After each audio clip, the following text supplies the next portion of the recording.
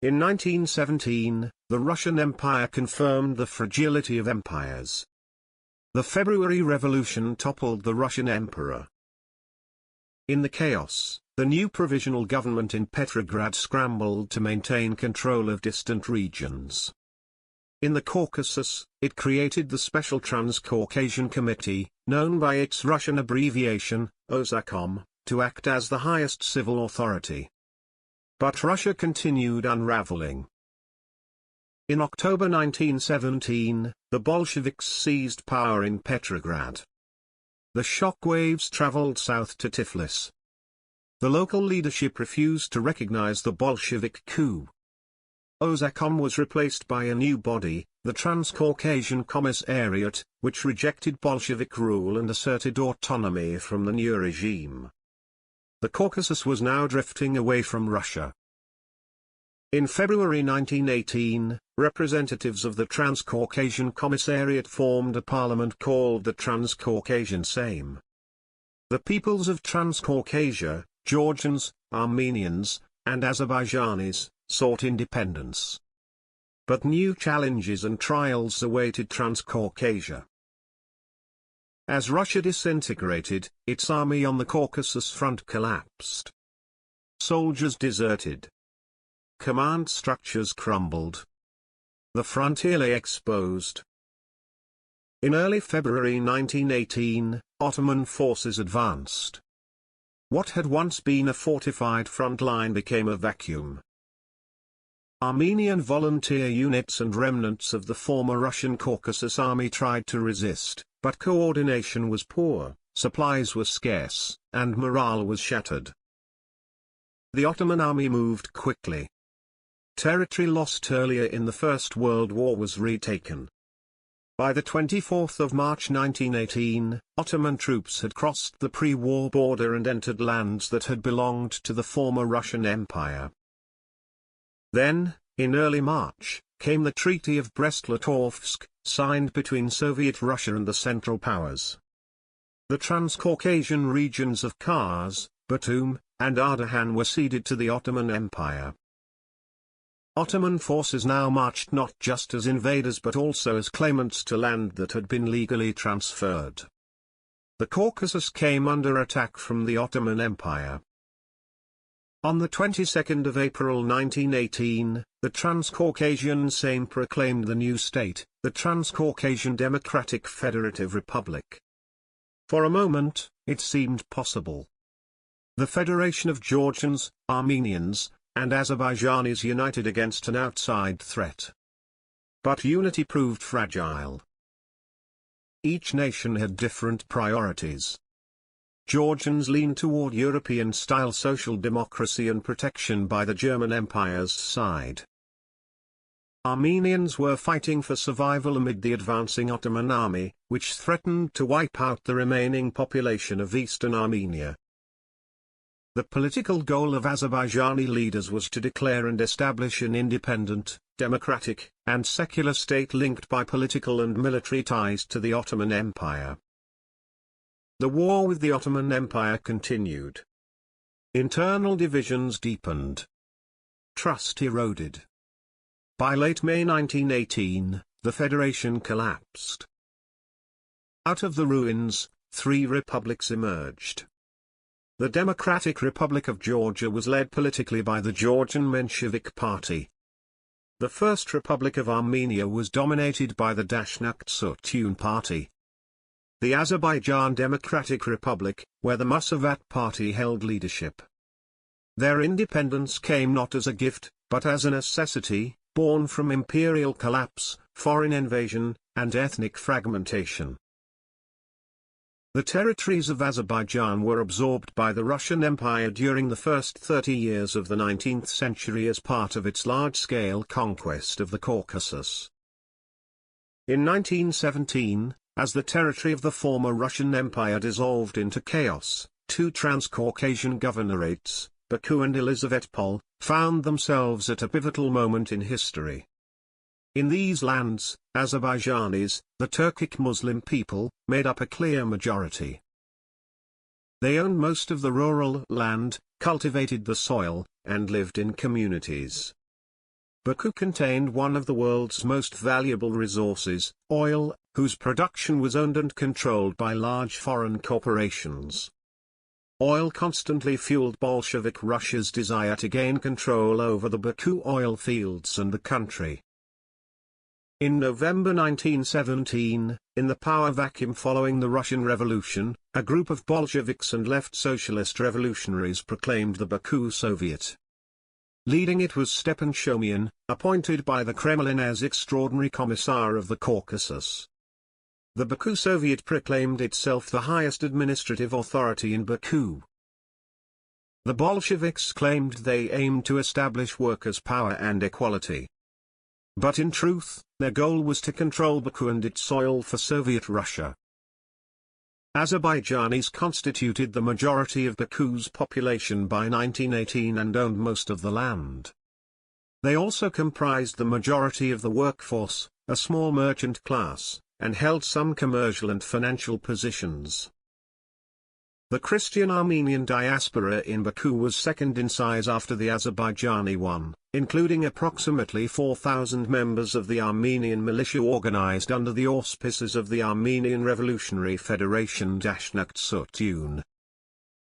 Ethnic and religious tensions in the city were high. However, instead of easing these tensions, the Bolsheviks intensified them. Muslim political parties such as Musavat and Ittihad were branded pan-Turkists, a convenient label used to justify repression. Then came March 1918. The Bolsheviks sought to nationalize the Baku oil fields.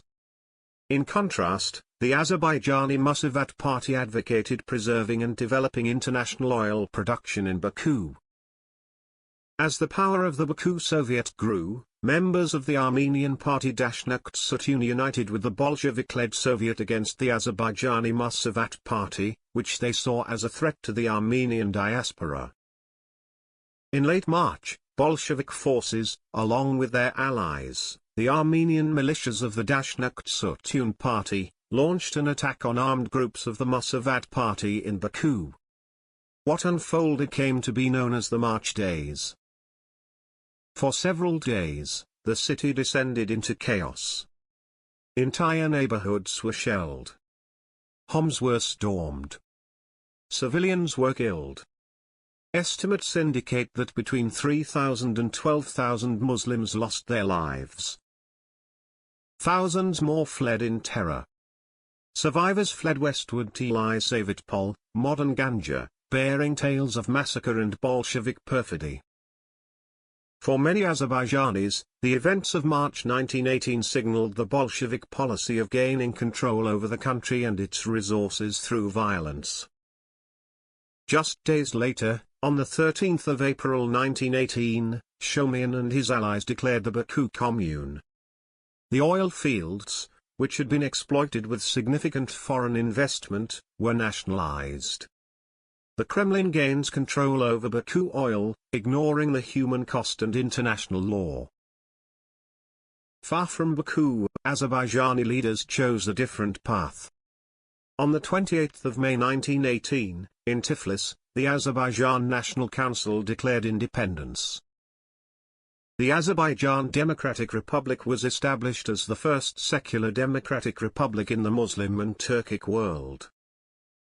Its parliament was elected through universal and proportional representation. Power was held not by a revolutionary committee but by an elected assembly. This was a bold step towards democracy. However, the shadow of March 1918 influenced everything. Soviet Russia was now viewed as a threat. Seeking protection, the young republic turned to the Turkic Ottoman Empire. In July 1918, the Ottomans formed the Islamic army of the Caucasus under the command of Nuri Kiligil, known as Nuri Pasha. In a series of battles across central Azerbaijan, Ottoman Azerbaijani forces advanced. Bolshevik power in Baku began to weaken. At the end of July 1918, the Baku Commune fell to a coup, and the anti-Soviet Centrocaspian dictatorship, formed by an alliance of the Socialist Revolutionary Party and the Mensheviks, replaced it. Soon after, the small British force, Dunsterforce, arrived to defend the oil production in Baku from the advancing Ottoman Azerbaijani army. However, the defense failed. On the 14th of September 1918, the British withdrew. The next day, Ottoman Azerbaijani troops entered Baku. Their arrival marked another tragic chapter, the September Days, during which several thousand ethnic Armenians were killed in reprisals. The cycle of violence had come full circle. Meanwhile, the fleeing Bolshevik commissars of the Baku Commune were captured across the Caspian Sea and executed on the 20th of September 1918, an episode that would later become a powerful symbol in Soviet propaganda. After the Ottoman defeat in the First World War, British troops returned to Baku in November 1918 under General William Thompson. By mid-1919, some stability had returned. The British withdrew in August 1919. The Azerbaijan Democratic Republic continued to strengthen its state institutions and expand diplomatic relations. However, the political situation in the republic remained fragile. The war with Armenia over mountainous Karabakh intensified in the second half of March 1920. The Kremlin had not forgotten Azerbaijan. The loss of Baku's oil in 1918 dealt a heavy economic blow to Soviet Russia. Lenin and the Bolshevik leadership viewed the oil fields as crucial for their survival. Without oil, the very existence of Soviet authority was at risk. In 1919, the Azerbaijani left-wing groups merged into the Azerbaijan Communist Party, which received direct backing from Moscow. Propaganda intensified, and cells were transformed into armed units. Then, in April 1920, the final phase began. On the 27th of April, a Bolshevik revolutionary committee captured oil fields, government buildings, and communication centers in Baku.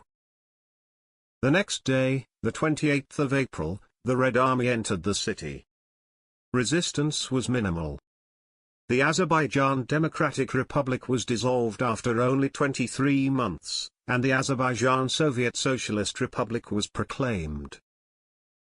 When citizens in Lysavatpol tried to restore the republic in May 1920, the Red Army brutally suppressed the uprising by the end of the month.